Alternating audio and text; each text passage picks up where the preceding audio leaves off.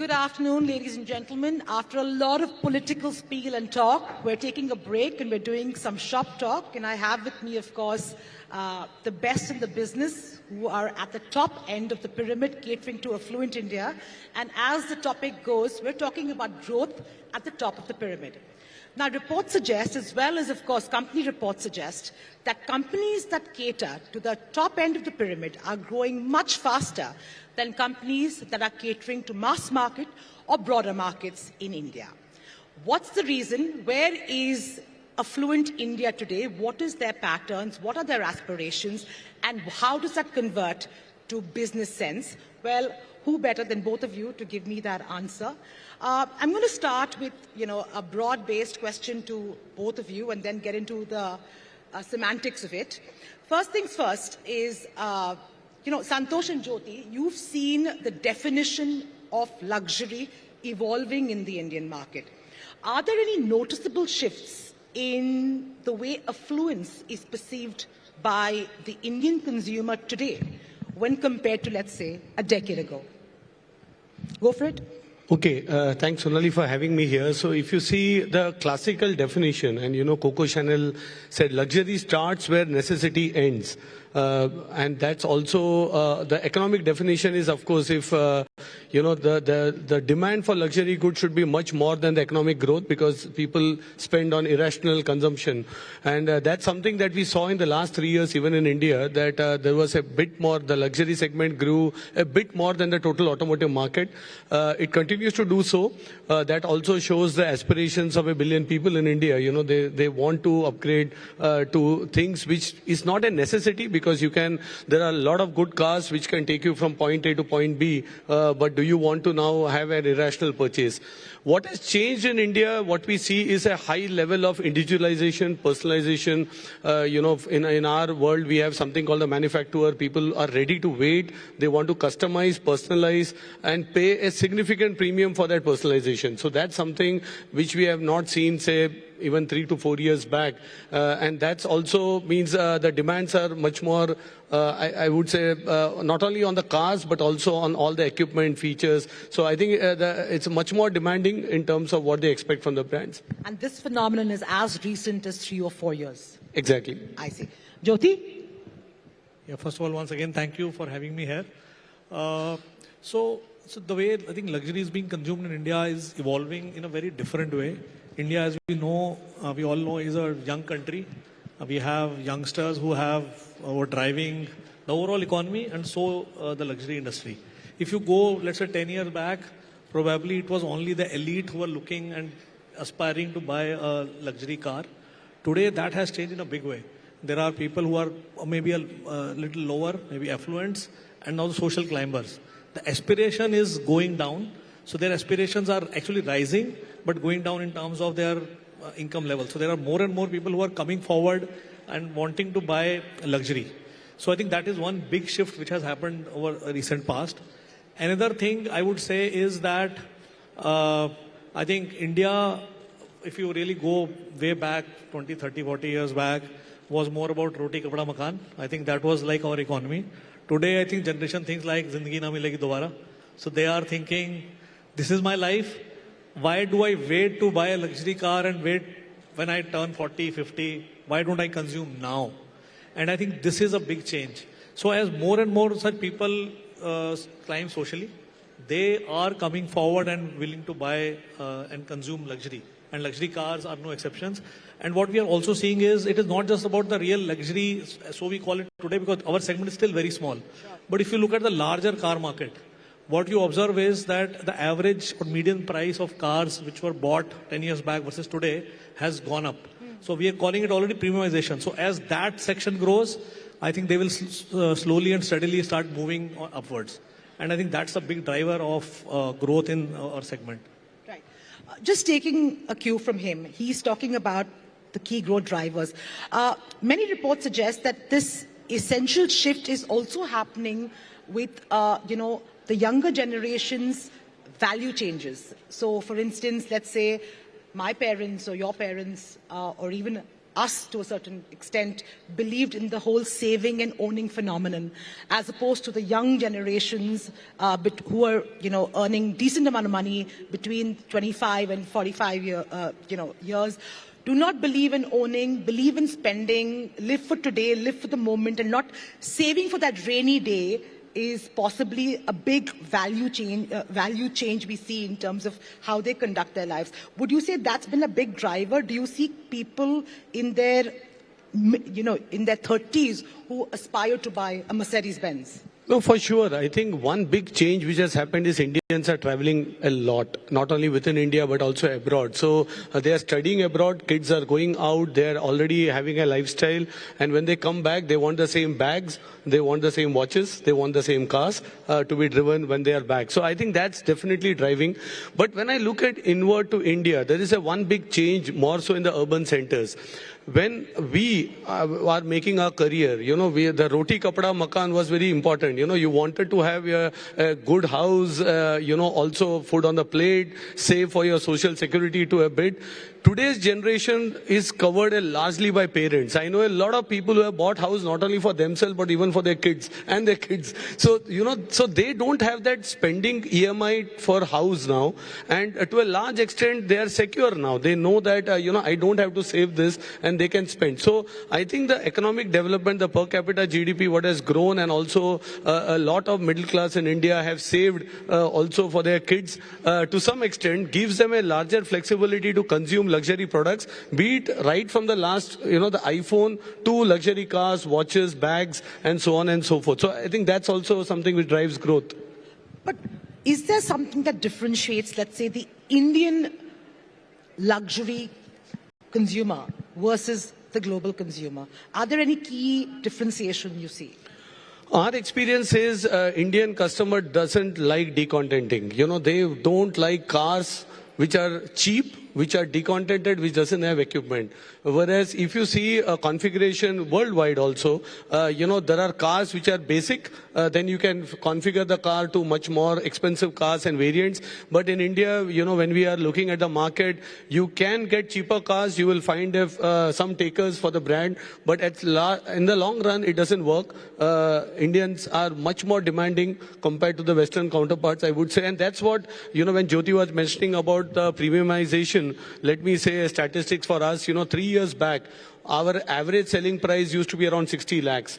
Today, the average selling price for us is 90 lakhs. That shows significant change in the mix. So a lot of people come up to me and say, hey, you are still 1.2% of the market. The answer is yes. But if you look at the average selling price growth and multiply it by the kind of top line and also the bottom line that we are able to do, that shows India is coming of age. The average selling price is now as good or better than any part of the world. Sure. Jyoti, Volvo has positioned itself as a sustainable luxury brand. Now, sustainability, of course, is a buzzword, but how is that resonating with the Indian affluent consumer? What does sustainability actually mean for them? Does it mean anything at all? So I think let's first understand what really sustainability means. When we look at it from a global perspective, it is basically, Volvo has always been known for safety, right? And we see sustainability an extension of that safety because it's now about safety of the planet, right? And what do we now which will ensure that we leave a better world for our kids tomorrow? So I think at one level, if we really look around, I think today's luxury consumers, if they're coming from those elite class, I think they do care. But to a certain level. So if you really go and tell a luxury consumer that instead of leather seats, we will give you seats which are made of recycled material. Are they ready to pay a premium for that? I don't know the answer yet. But I think the younger customers, I was talking about the ones who are now climbing, they actually care a lot. So as we were talking a bit earlier that our kids, the next generation who are now coming forward and maybe participating in economic development, they care a lot. They have started to understand because when we were growing up, we heard climate change and we said, okay, it's maybe far, far away. But they can see it now. When we look at our cities, I think a few weeks back, what was it Delhi like, right? And they see that. and they know and they are much more caring. So I believe that sustainability is going to be very, very critical for the country and for the luxury also. Because see, the luxury customers typically are also influencers in our society. People look forward to them. So today, I would say some of these customers, even if they don't care, they want to be seen that they care, right? So today, when we are selling an electric vehicle car with a green plate, that has its social value, right? People are now wanting to be seen in a car with a green plate because it makes a statement that they care. Today, it is driven more from a different need, but I think as the younger customers participate, it will make a big difference. But having said that, sustainability also does not only mean making and selling electric cars. I think it is a much larger context. Way you design your cars, the way you look at leaving a carbon footprint from a 360 perspective, the way you design your car, the way you sell your car, I think that we have to look at the overall ecosystem. And for Indian perspective, I think it is very important. And that is why we believe that electrification is at the center of this whole sustainability. And we need to ensure that we do the right things for Indian consumers. And I think it is resonating with our customers. So today we are already selling, although we are very small, but almost like 1 in every 4 cars we sell is already electric, which I think tells that customers are willing to come forward and take those cars. Yeah. Interesting. Santosh, I'm curious to know, are there any big regional disparities when it comes to luxury consumption? For instance, is there a difference between, let's say, a tier 2, tier 3 consumer versus a metro consumer? Or are we seeing more homogeneous kind of behavior? Not really. Let me give a few statistics. So luxury car market this year would be around 50,000 cars. In a 4 million car market, that makes it to be around 1.2%. So that's the penetration of luxury to the total car market. Now let's split tier 1, tier 2, tier 3. So tier 1 markets, if you see, which is the Bombay, Delhi, based on population density, they are already at 2.5%. In terms of penetration to luxury. If you go to tier 2, they are at 1 to 1.2, and tier 3 markets in India are at 0.4. So now the runway is huge, because if you look at developed markets, they are at 11, 12% in terms of penetration. So I think as market matures, the tier 1 will go further up, tier 2 and tier 3 and so on and so forth. Even in tier 1, you know, when I look at South Mumbai, though we are in Delhi, I don't have the Delhi pin code statistics, but I was just looking at now South Mumbai.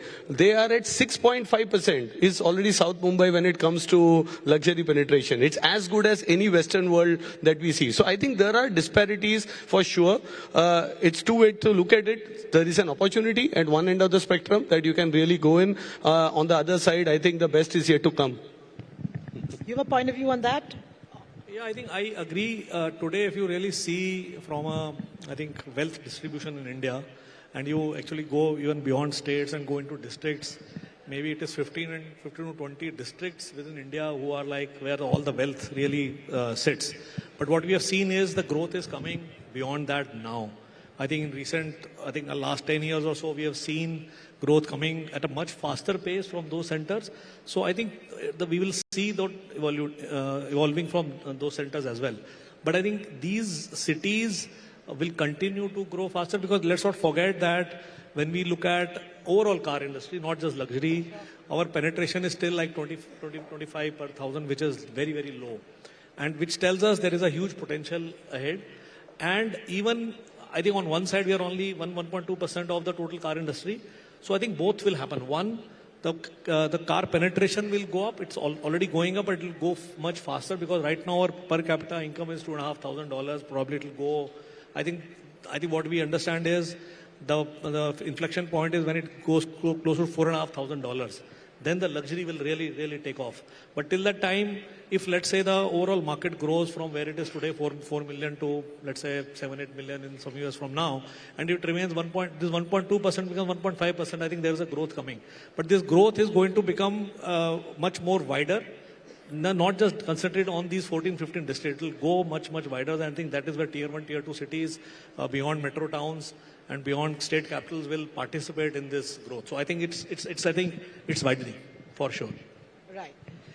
Santosh, to you, how much of the global trends are really impacting the Indian consumer? Does the Indian consumer, prefer international brands over homegrown brands? Is there some balancing act there?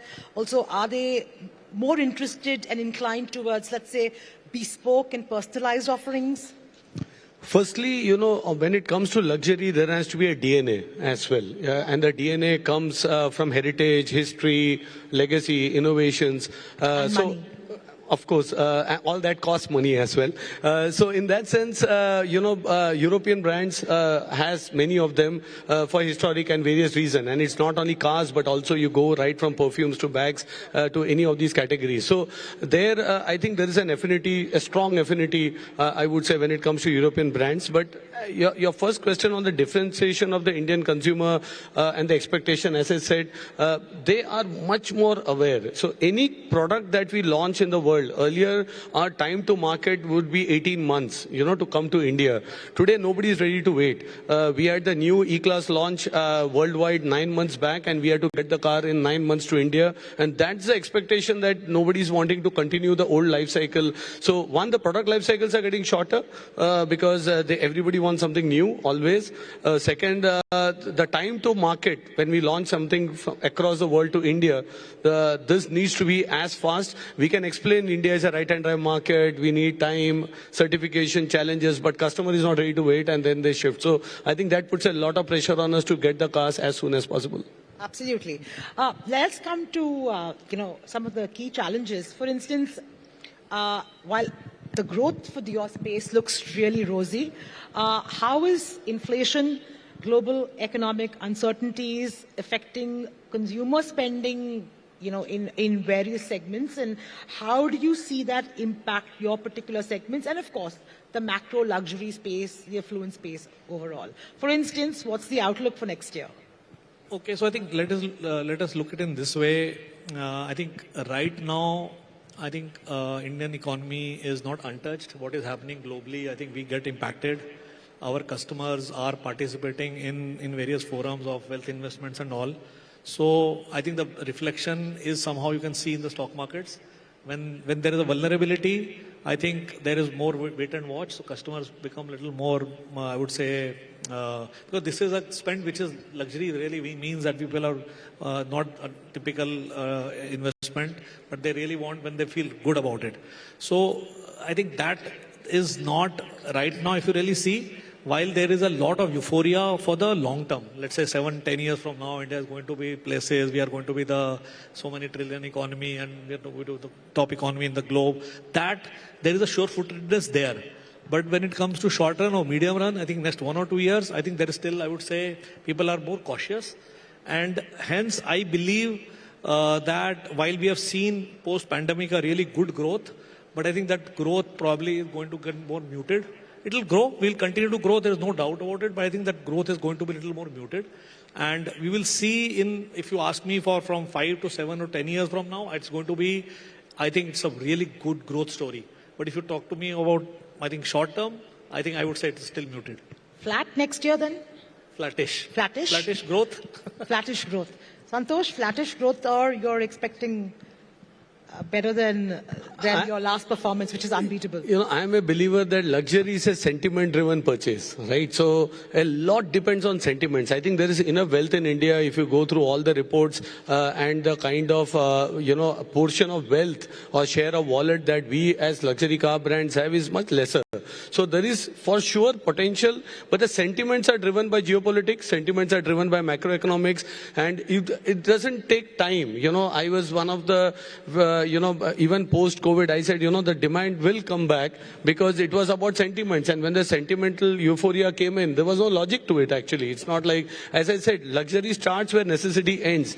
They will postpone purchases if the sentiments are down, but if the sentiments are back, stock markets as some reflection, you will just have a much bigger growth. So we need to, of course, calibrate ourselves, and I'm hopeful sentiments should be positive in the coming future. Okay, last question before I wrap up. How are you as leaders of global brands in India? How do you see the premium journey of India, which is currently, in an escalation phase, kind of shape, in the years that come? No, as I said, if you go by all statistics, demographics, also women buyers, I think for us as Mercedes-Benz, the star is a dream of a billion people. It's a story of dreams of a lot. On the other side, what's different is the transformation. I think that's also, we have to think of the electrification journey, a lot of changes in car, the differentiation coming down, and there as a luxury brand, we need to reinvent. We need to also ensure that we are able to give something which is path-breaking. We invented the car. It's time that we are reinventing it again. So I think this is a very 8 to 10 years in the automotive industry will be something what we have never seen in the last 20, 25 years. Not only in India, but in the world. Challenging times. On the same side, it's exciting to be in India as a market for Mercedes-Benz. We have a word internally called strategic patience. 30 years we were strategically patient. We are still investing.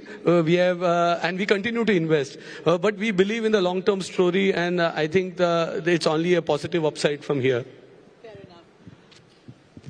So I think from my own team perspective, and I think the way we look at from India perspective, there is definitely India is a strong growth potential, and that is something that is becoming stronger and stronger as we move forward. And obviously, right now, auto industry is at a cusp of a disruption, which is, I think, all about change of the powertrain to electrification. And our focus has been very strongly on that. What we say is that a car with a cord, that is going to be the future. And that is even more critical for India. And I would say, if you see, for three reasons. One, I think when it comes to IC engines, we are depending on oil imports. I think EVs can help us cut that. It can help us also in terms of, I think, bringing down the pollution, at least in the cities. I think while the debate goes on, but I think EVs running in cities can really cut it down, which is also a priority for India. And third, I think we are now the third biggest car market in the world, right? And we are going to go up the places.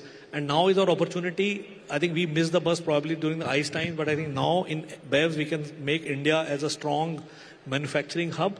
And I think we need to be prepared for that. And I agree, I think we in India, we need a lot of strategic patience. You need to, I think because India is also highly in terms of VUCA, things can change overnight. But I think we can also be ready for those changes, those ambiguities, those challenges that will keep coming at us. But how do we move forward despite those challenges? Right, and that becomes very critical that we confront those challenges with confidence, knowing, as I said earlier, I think in 5, 7, 10 years from now, India is going to be a much bigger story. Today, when it comes to luxury brands, I think we are very small, but I think things will change in a short-term, medium-term time. And I think we better be prepared for that. And I think for that, we really need to go back and see how we are preparing for it. The world is becoming more digitally connected and cars are changing. So we need to be ready and lead from the front. Well, on that note, thank you so much, Santosh and Jyoti. That's been pretty candid in your thoughts. And here's to more strategic patience and a bullish run for both of you. And it's lovely to see that two competitors sitting together and having a friendly chat. It's a rare sight. Thank you so much. Thank you. Thank you very much. Thank you. Thank you, gentlemen. And Sonali, we request you to stay with us for just a few more moments as we would like to present a token of our appreciation to you, graciously offered by luxury partner, Milano. Round of applause, ladies and gentlemen.